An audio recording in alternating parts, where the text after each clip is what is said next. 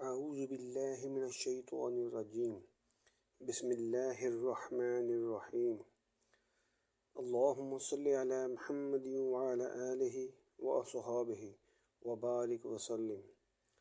السلام علیکم ورحمۃ اللہ وبرکاتہ۔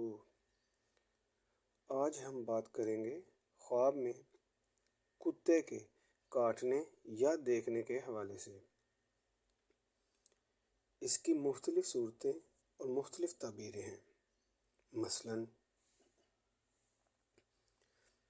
خواب میں کتا دیکھنا، کتے سے ڈرنا، کتے کا بھونکنا، کتے کا کاٹنا، کتا حملہ آور دیکھنا، سیاہ یا سفید کتا دیکھنا، کتے کو روٹی دینا، کتے کا فرما بردار ہونا وغیرہ۔ اس کی اور بھی صورتیں ہیں اور ان کی اور بھی تعبیریں ہیں۔ ان کو جاننے کے لیے ویڈیو پوری دیکھیں۔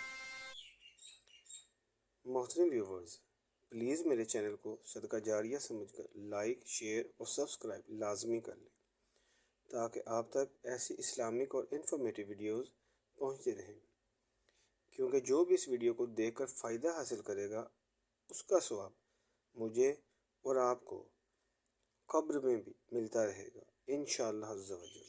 اللہ تعالیٰ آپ کا حامی و ناصر ہے، آمین۔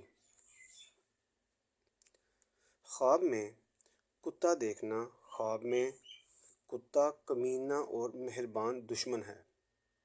خواب میں کتا حملہ آور دیکھنا شیطان کے جال میں پھنسنے یا دشمن سے مقابلہ ہونے اور نقصان پانے کی علامت ہے۔ خواب میں دیوانہ، پاگل یا باولا کتا دیکھنا بیماری پڑنے یا کوئی وبا پھیلنے یا لوگوں کو تکلیف پانے کی علامت ہے۔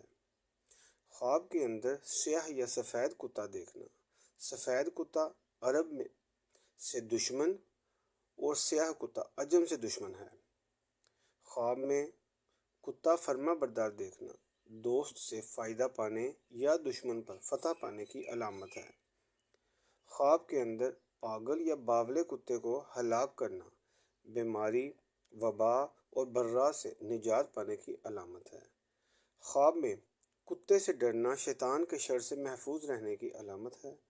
خواب کے اندر کتے کا اپنے اوپر بھونکتے دیکھنا کمینی کی بات پر افسردگی ہونے، سزا دینے پر آمادہ ہونے کی نشانی ہے۔